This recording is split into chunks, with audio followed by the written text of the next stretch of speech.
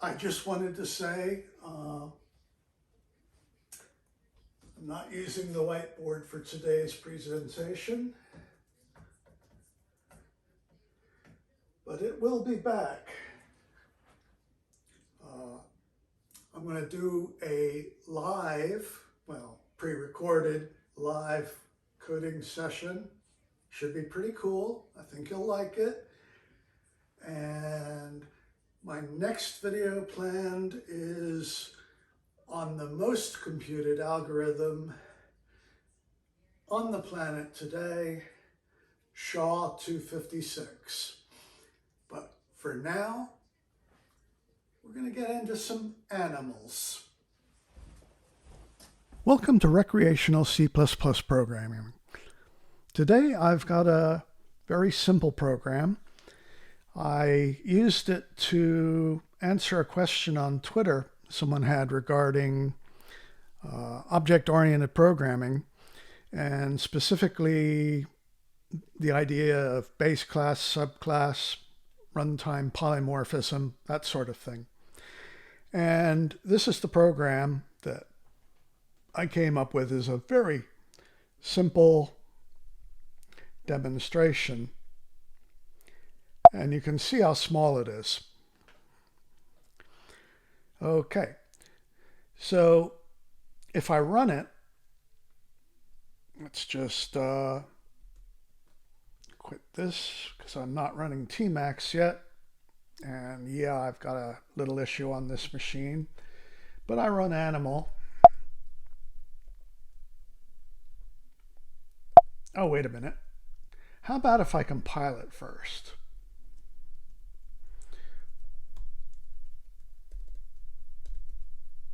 Let's see. And I'm a terrible typer.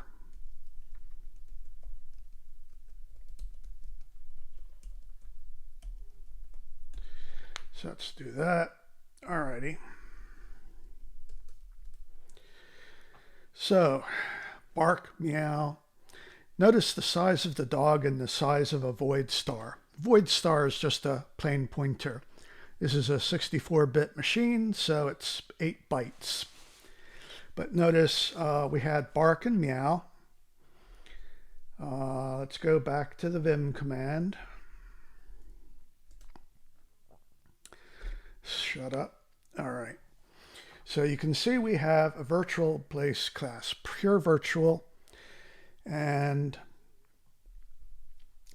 a subclass dog, which overrides speak, a subclass cat, which overrides speak, a silly function that's just intended to call speak on an animal type, and the main function which declares a dog, a cat, what does the animal say, and a little bit of output here for, basically just showing the size of the object in bytes. So really straightforward and simple. But this uses runtime polymorphism, which has been around forever in C++, and it works quite well. It's very extensible because you can subclass animal as many times as you like, and each time you have to write a speak method for it. And the speak method, obviously, it just prints stuff out. However, there is one downside to this kind of polymorphism, and that's called runtime type information and vtable. Now, these things are not terrible in and of themselves, but it is a level of indirection when calling the speak function. Because let's come on down here to what does the animal say? If I pass it a dog, it has to determine at runtime that it's passed a dog. Then it can refer to the vtable to see the pointer to the function speak, and then it can call speak via the pointer. That's all well and good. I mean, yeah, you got a couple layers of indirection there, but it would really, really suck if you were in a tight loop and you wanted more performance. So what would you do about this? Well, I'm not going to do much, but I'm going to do something. And I think you might find it's cool. I'm going to turn what does the animal say into a template.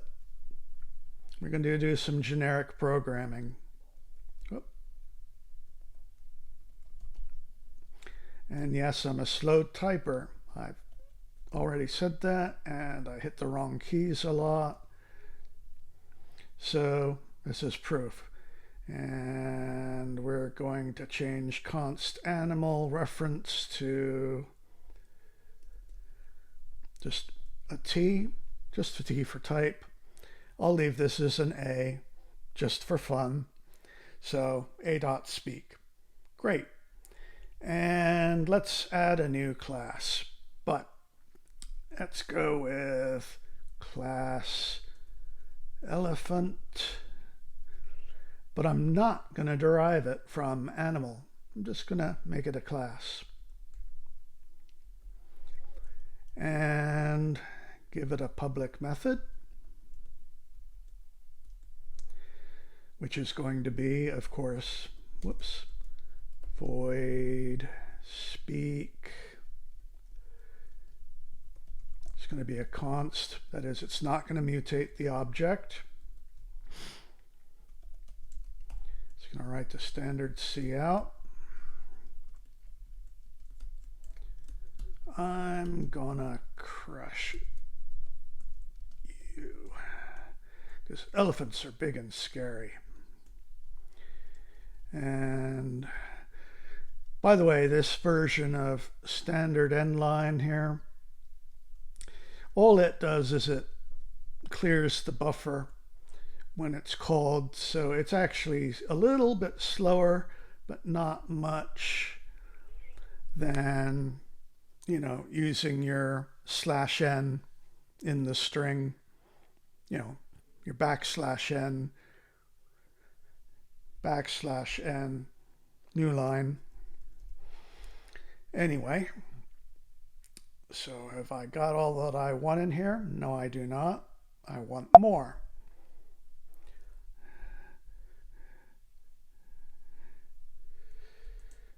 I want an elephant to be instantiated.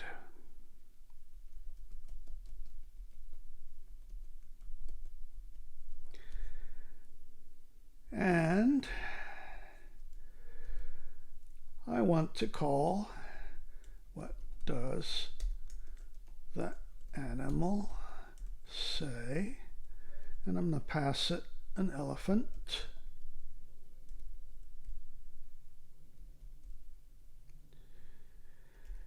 And I'm not going to bother commenting the output, but I'm going to I'm going to put an extra space in here too while I'm at it. That is a line feed.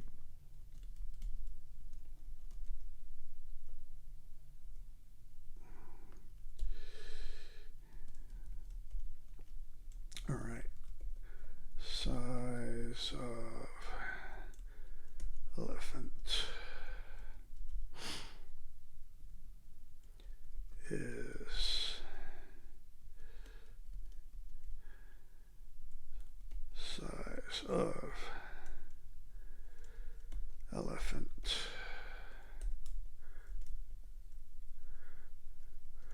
and then terminate that line.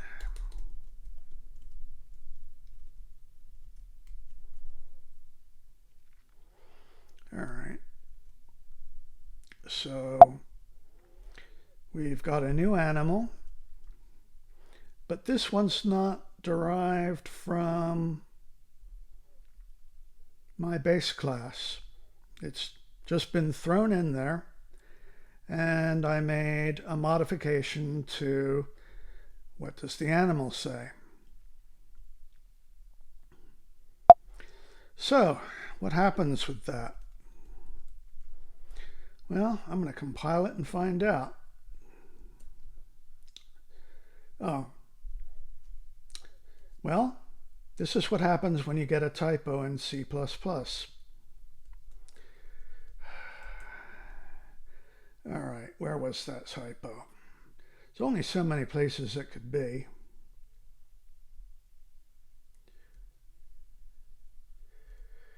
And I should have looked at the output. There it is.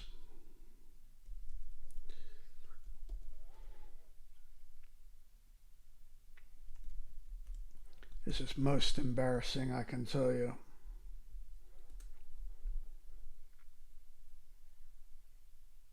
And what did I do wrong here? Oh, I forgot the namespace issue. This is why I don't do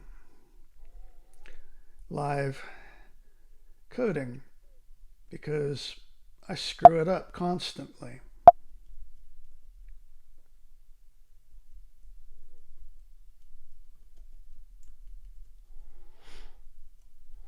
So hopefully I've got that right now.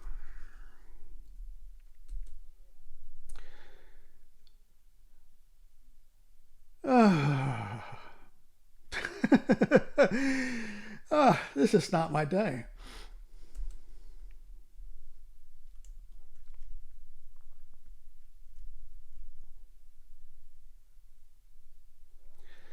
And yeah, I'm slow at the movement.